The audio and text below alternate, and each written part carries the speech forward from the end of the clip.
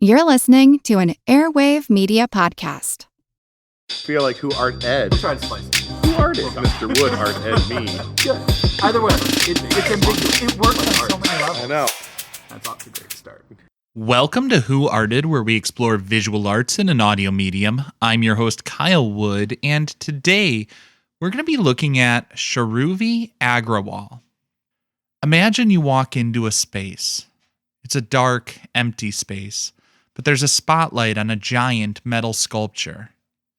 It's about 3 stories high, towering over you.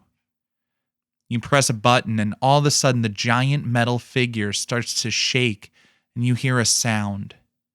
An overwhelming sound as thousands of bells ring out. That is the immersive experience created by Charuvi Agrawal and her record-setting sculpture, 26,000 Bells of Hanuman. Charuvi Agrawal, like me, was born in 1983. Maybe there was something in the water making that a great year for producing just the awesomest people. Her dad worked in aviation, and so it seems like as a child she grew up traveling around India. As a young adult, she earned her degree from New Delhi College of Arts. She earned her BFA there, and then she went to Canada where she earned her master's in computer animation. She got that from the Sheridan Institute of Technology and Advanced Learning. After graduating, she moved back to India, and her student film, The 10th Avatar, was getting buzz on the film festival circuit. She was starting to gain recognition. And she was offered an opportunity to produce a 3D animated film on the life of Hanuman. She was offered a lot of money. Like a lot of money. But she was concerned because the promoter, from what I understand, seemed a bit dodgy and didn't always fulfill commitments. But she took a risk. She took the job and she opened up her own studio, Charuvi Design Labs, hiring 30 animators to produce the piece. I gotta say, it is a stunning piece, and anyone who has ever produced any sort of animation knows it is a labor-intensive process. She became really invested in this project on Hanuman. She traveled to Varanasi to gain insights into the lore. The team created 60,000 characters and 40 environments for the film. Of course, being a multidisciplinary artist, she wasn't content to stop at just the film. She also created an app for tablets, a book. Unfortunately, the promoter bailed and she ended up co-funding the film herself. It took 3 years to produce. This is starting to remind me of the Walt Disney story and how he developed Snow White. It was known in the industry as Disney's Folly, as it took years to produce. It ballooned way over budget. He almost lost his house over it. But just as in the story of Disney, Agrawal's investment paid off. It was a lot of work, but the film was immensely successful around the globe. She invested all of that time, energy, and money into that film about Hanuman. And so it's no surprise that she became quite invested and a believer in not only the film, but in Hanuman. Now, to understand this piece, I think you need to know a little bit about Hanuman. Now, I'm not going to get too deep into the weeds of Hindu theology, but Hanuman is a Hindu god and companion of the god Rama. Hanuman is known to be just this almost like idyllic figure, very loyal, a staunch devotee of Rama. He's also one of the 7 immortals who are to remain alive on Earth until the end of the current Kali Yuga. Now, basically, a yuga is an era, and Kali is a demon or tormentor. So the Kali Yuga is a period of strife and conflict.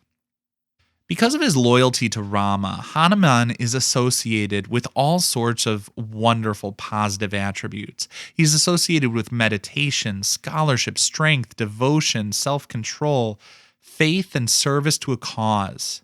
Basically, he sounds like a virtuous ideal of a man or a god, but he looks like a part ape and part man. I think one of the things that's really interesting about Charuvi Agrawal is that she is a multidisciplinary artist. While she became known for her film, she was not someone who wanted to be pigeonholed. It reminded me of an interview I read with, I think it was maybe Steven Tyler of Aerosmith or one of those other rock stars who had been playing and successful for so long. He was kind of lamenting the fact that when he goes into the studio to record an album, he knows that pretty much everything he's recording, he's never going to play again.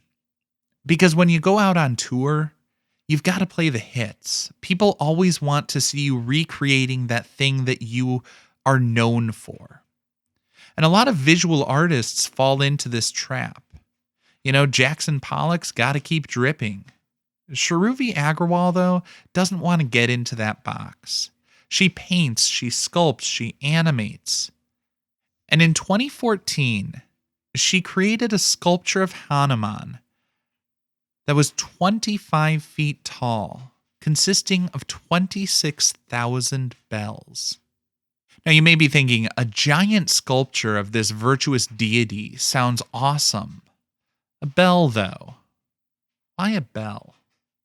I think the thing to remember is when an artist chooses to create a sculpture out of found objects or purchased objects, when they're using something that is an unconventional sculptural material, that doesn't happen by accident. The bell is selected deliberately.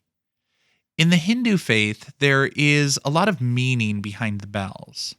When one goes into a Hindu temple, it is customary to ring a bell.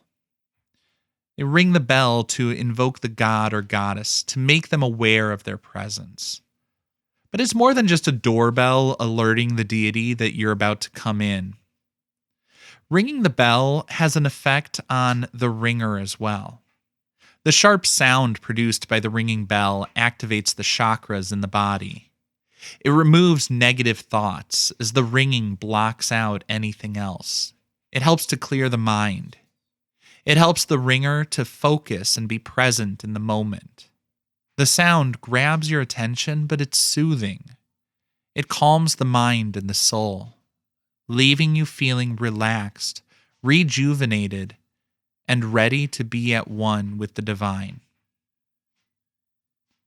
And so, as she set out to create this monumental sculpture of Hanuman, there's really no better representation than to have the virtuous, ideal deity constructed out of bells, which both symbolically and functionally have served for hundreds of years to help people connect with themselves and the divine. This concludes this week's episode of Who Arted, part of the Airwave Media Podcast Network.